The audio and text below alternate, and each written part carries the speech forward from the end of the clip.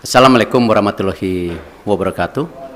Salam sejahtera untuk kita semua. Shalom, Om Swastiastu, Namo Buddhaya, salam kebajikan. Alhamdulillah saya sudah bertemu dengan Bapak Presiden, melaporkan secara detail daripada hasil meeting Presiden FIFA dengan saya di Doha kemarin. Dan juga saya membawa surat dari Presiden FIFA yang saya langsung berikan kepada Bapak Presiden. Dan tentunya setelah membaca surat tersebut, Bapak Presiden menginstruksikan saya dua hal. Satu, segera membuat peta biru transformasi sepak bola Indonesia yang seperti Bapak Presiden sudah sampaikan pada saat waktu itu ketika saya baru saja menjadi ketua PSSI bersama para exco yang hadir. Bapak Presiden menekankan ini harus segera selesai dan harus segera disampaikan kepada FIFA. Yang kedua, Bapak Presiden juga menginstruksikan langsung kepada saya untuk segera kembali membuka pembicaraan bersama FIFA untuk kita tetap menjadi bagian keluarga besar FIFA. Yang kita tahu FIFA sendiri itu total membersnya ada 216 dari berbagai negara, salah satunya kita. Sehingga bisa diartikan bahwa Presiden tidak mau kita terkucilkan dari peta persepak bolaan dunia. Nah, karena itu saya tentu akan berusaha keras memastikan transformasi sepak bola Indonesia ini terjadi, bukan wacana, tapi benar-benar terjadi. Dan saya juga akan bekerja keras untuk kembali bernegosiasi kepada FIFA untuk menghindari sanksi yang bisa terjadi. Karena dari FIFA sendiri tentu mengharapkan hal-hal ini tidak terjadi, tetapi tentu kalau kita lihat dari suratnya itu jelas bahwa FIFA sedang mempelajari dan mempertimbangkan sanksi untuk Indonesia. Nah, karena itu saya sedang menunggu undangan kembali dari FIFA setelah mereka ada rapat FIFA Council yang akan terjadi beberapa hari ke depan, dan saya tentu bersiap untuk kembali bertemu FIFA. Mungkin itu yang saya bisa sampaikan. Terima kasih. Wassalamualaikum warahmatullahi wabarakatuh. Bayu Pak, Radio El Sinta Pak. Ya. Pak, dalam pertemuan tersebut yang menjadi titik berat FIFA untuk membatalkan di Indonesia, masyarakat mungkin sudah banyak tahu, tapi belum dari mulut Pak Erik sendiri. Ya. Apa Pak yang menjadi dasar utama pembatalan tersebut, dan nanti kira-kira sudah ada gambaran belum Pak? Sanksi apa yang nantinya akan diberikan oleh FIFA bagi sepak bola tercinta di tanah air ini? Iya, sanksi terberat tentu ini yang kita tidak harapkan kalau kita tidak bisa berikut kompetisi secara maksimal di seluruh dunia. Sebagai tim nasional ataupun sebagai klub, juga ini akan menjadi sebuah kemunduran buat sepak bola Indonesia, dan itu sebenarnya sudah pernah kita terjadi di tahun 2015 waktu itu. Yang kebetulan juga saya bukan siapa-siapa saat itu, saya bukan menteri, bukan pengurus PSSI. Bapak Presiden meminta untuk saya juga bisa melobi waktu itu ke FIFA dan dicabut di tahun 2016 kalau tidak salah. Nah, tentu itu yang terberat di mana kita menjadi menyendiri. Jadi kita melakukan pertandingan, pembinaan wasit, usia muda, tetapi tidak ada tentu kedepannya ya cuman ya ibarat ya kita di Indonesia saja gitu. Dan saya rasa itu yang tidak kita harapkan, karena apalagi mata pencarian di sepak bola ini kan tidak bisa sekonyong-konyong hanya dilihat oh ini dan itu, tetapi turunannya banyak sekali yang namanya industri olahraga sepak bola gitu. Yang kedua tentu ya kembali, FIFA ini kan otoritas tertinggi sepak bola di dunia. Tentu dengan segala keberatan-keberatan yang sudah ya disampaikan itu, nah tentu ya FIFA melihat ini sebuah, ya kalau dibilang sebuah intervensi, ya kan lihat kalau banyak sekali FIFA itu menghukum ketika ada intervensi government gitu, tetapi di sini juga kan bentuknya intervensi, dan di dalam tentu host kontrak sebagai negara dan host city kontrak ya yang ditanda tangan itu kita menjamin keamanan salah satunya. Nah, tentu ini yang mungkin menjadi pertimbangan FIFA juga ya. Kalau kita lihat mengenai fasilitas, saya rasa ya FIFA sudah bicara lapangan yang sebelumnya belum siap. Terima kasih pemerintah pusat benar-benar mempersiapkan lapangan itu dan sehingga bisa qualified, lolos semuanya lapangan. Nah, tentu pertimbangan-pertimbangan ini yang memang menjadi hal bagaimana FIFA. Khusus untuk sanksi tentu juga ada sanksi ringan ya seperti administrasi atau pergantian apa saya belum tahu lah. Cuman yang penting jangan yang sangat berat lah karena ini salah satu saya rasa saya nggak baca suratnya Presiden FIFA kepada Bapak Presiden, mungkin ya salah satunya Presiden FIFA mempertanyakan ini transformasi sepak bola Indonesia serius atau tidak. Makanya Presiden langsung menginstruksikan saya segera menyelesaikan peta biru sepak bola Indonesia untuk disampaikan di FIFA. Mungkin ada kaitannya dengan surat tersebut. Saya nggak dapat soalnya isi suratnya gitu. Itu yang pasti.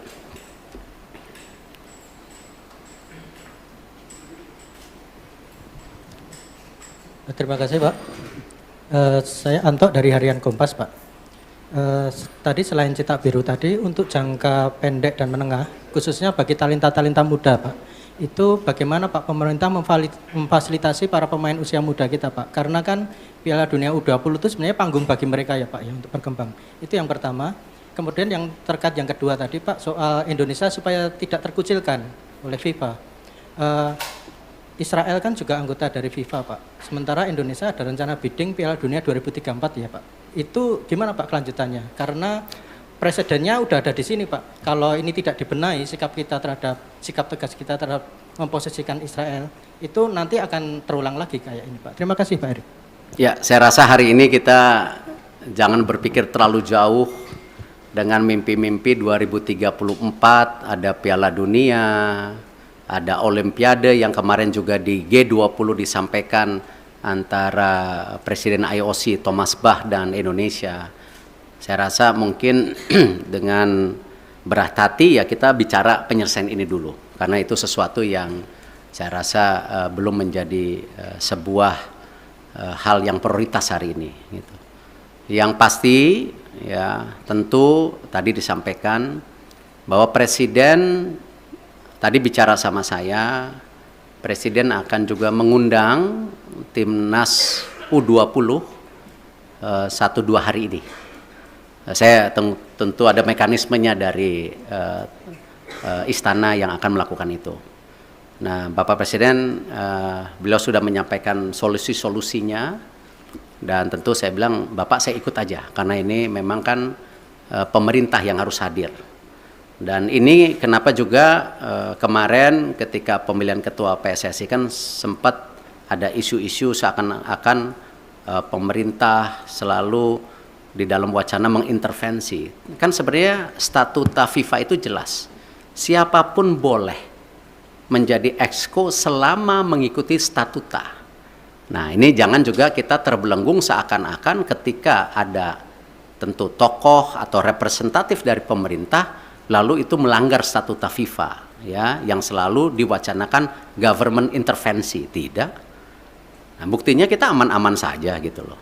Nah, inilah yang kenapa saya rasa pemeran pemerintah untuk pembangunan tim nasional, infrastruktur itu menjadi sangat penting. Tidak mungkin sebuah negara yang seperti Indonesia yang sedang ingin maju, masuk dalam kategori negara berkembang, lalu olahraga sendiri menjadi terpisahkan.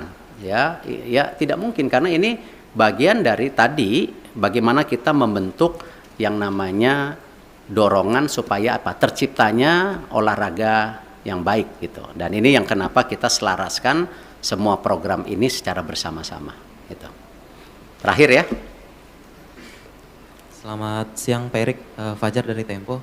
Pertanyaan pertama mungkin penegasan sedikit lagi Pak. Di surat FIFA itu kan nggak ada soal Israel Pak ya. Hanya ada kanjuruhan yang terjadi tahun lalu. Nah penegasan sebenarnya pembatalan pencoretan Indonesia ini karena kanjuruhan seperti yang di surat atau memang karena penolakan timnas Israel di tanah air. Itu yang pertama Pak. Yang kedua, ini kan kita masih bidding untuk Piala Dunia, bahkan Piala Dunia Senior kita akan berencana bidding juga nanti gitu Pak ya. Nah ke depannya dan event internasional lainnya. Sebagai Ketua PSSI, apakah Bapak bagaimana menyikapi rencana apakah akan melobi mungkin kelompok-kelompok Islam yang lain yang selama ini menolak Israel agar ketika kita bidding nanti hal-hal seperti ini tidak terjadi kembali Pak. Dan pertanyaan terakhir Pak, setelah Bapak kemarin ke Qatar itu kan di GBK Arena rame Pak ya, karangan bunga, terima kasih Pak Erik gitu kan, yang dianggap memberikan keuntungan ke Bapak. Kita apakah Bapak mengetahui atau seperti apa Pak karangan-karangan bunga yang di GBK Arena itu? Terima kasih. Ya kalau masalah karang bunga, waktu saya bersih-bersih Garuda juga dikirimin karangan bunga gitu. Tentu konteksnya itu ya bagian dari apresiasi. Tetapi kan kesuksesan sebuah event besar atau sebuah tentu organisasi besar bukan karena kerja individu. Ya itu karena sebuah kerja tim yang bersama. Ya saya rasa kita nggak bisa klaim-klaiman oh sukses ini karena titik-titik. Enggak, ini semua kerja tim. Nah karena itu kalau kita bicara mengenai event ke depan, tadi saya sudah sampaikan. Kita fokus ke sanksi dulu hari ini.